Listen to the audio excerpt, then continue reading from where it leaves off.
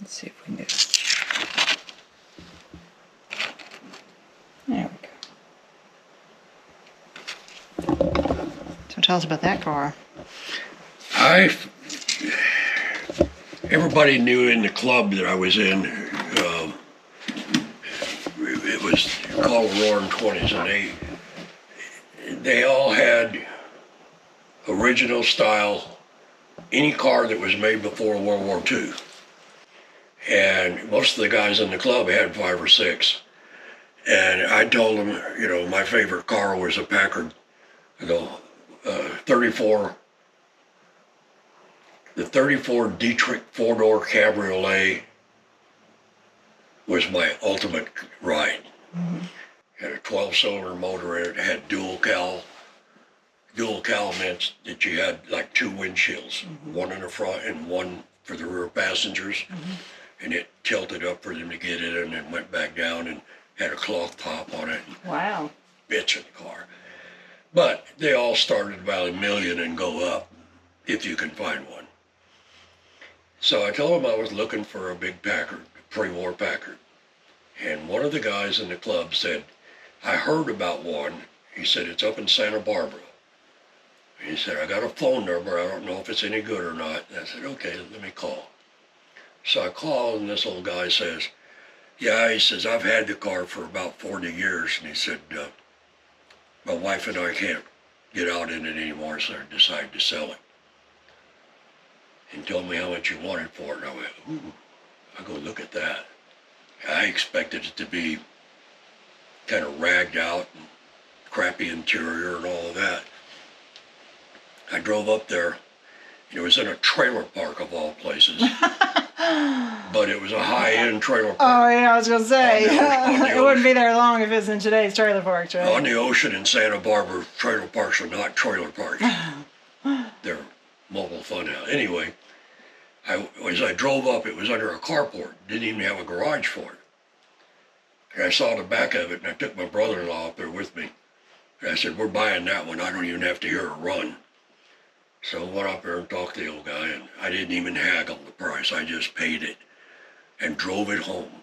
And it rode awesome. The only thing that was less than sterile about it was the ride on the freeways out there. There were potholes like crazy. And that big long wheelbase, the shocks were kind of wore out on it, and it was like floating all over the place. But it made it back in excellent time. 2 weeks later, I took it to the first Packard show. There was an old guy come running up, or didn't run up, he was riding up on a scooter, and a guy behind him. And the guy looks at my car and he says, I know that car. I said, oh, do you know so-and-so, the guy that owned it? And he goes, oh, no. He said, I worked on that car when I was a kid, coming out of the factory. Aww. I said, how do you remember that? And he says, well, it used to be blue. I said, how did you know that? Because I had just found a little trace of blue in it and knew it had been painted that maroon. So I kept questioning about it, and he says, yeah, he says, I worked at the Packard plant in 1937. And he said, that car and 4 others were the only ones that ever had the dual side mounts on the 120 series.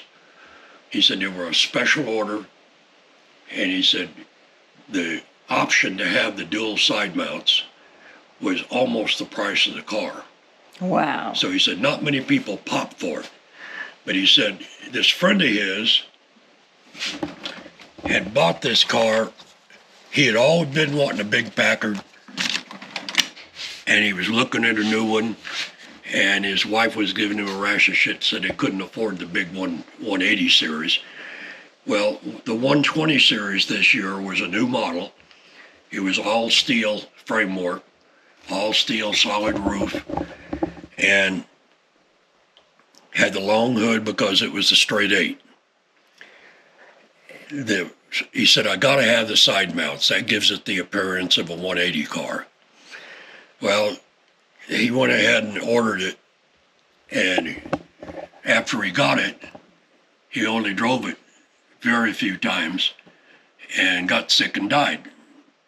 And this guy that I got it from bought it from him just before he died. And he went and had it painted because the blue was getting pretty faded and what have you. Now, is that purple or burgundy? It's a burgundy maroon color. I never did get a complaint. I don't know who the hell did it, but it was a non-metallic, and it looked like a pearl almost. Yeah. Changed colors a lot. So I did a few things to it to bring it up to cruising speed and put new tires on it. And did a few other things, fixed the shocks. But it was a great touring vehicle. It used to go from LA to Solvang for the wings and wheel meet in it. And all the pilots were standing in line waiting to take a ride in it. So I could pick the pilot I wanted, the aircraft that I wanted to fly in, because after they rode in your car, they would take you for a ride in their airplanes. Nice. And yeah. the airplanes, they were everything from 1901 up to World War II. And there were some awesome aircraft, and I got to ride in some really unique vehicles. But right after I bought it, I went to the first Packard show, and this old guy was telling me about it. He said there were only 5 of them. He said 3 of them I know for sure went to the scrapyard during World War II. He said because I was the one that drove them to the scrapyard for the customers. Man, I bet he's crying the whole way. And he said this one was the only one that went to the West Coast. And he said the other one, they think went to the West Coast, but nobody's heard about it in the last 40 years. They don't know what happened to it. So he said this is the only on-the-road surviving original that was ever built. At that time, there was a guy standing behind him that was some big news network executive. And he had a collection of pre-war Packards that were one-offs. He had Mae West's original 180 series. He had, I don't know, 2 or 3 other star cars and, one-off cars. And he wanted this car so bad he could taste it. He said, that's one I could drive because all the rest of them were worth too much to put on the road. Yeah. And he kept offering me money for it. And I'm thinking, oh, man, I just got the car. I wanted it for years. I don't want to sell it. Well, he kept upping the offer, and it was scary much. After the show, for about a year, about every 3 or 4 months, he would send me an email upping the offer. It got to $250,000. Oh, wow. And I reluctantly said, no, I ain't ready to sell it yet. What? Yeah.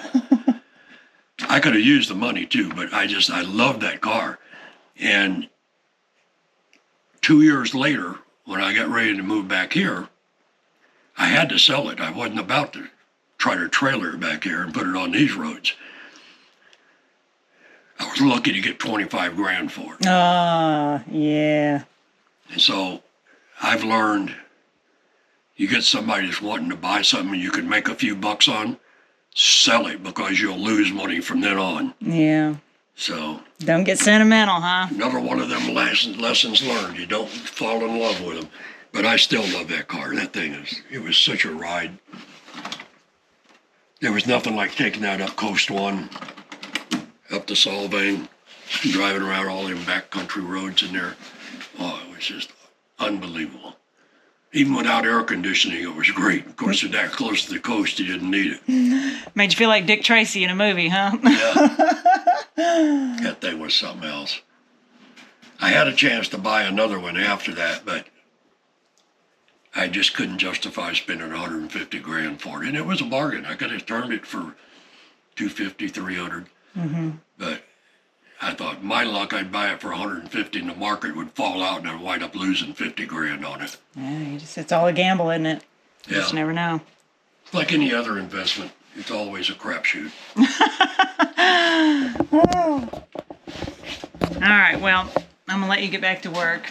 No, I ain't going to work. It was so good to see you. I'm not going to work, not when I got something as spicy as you, right? Oh, my God. Spicy.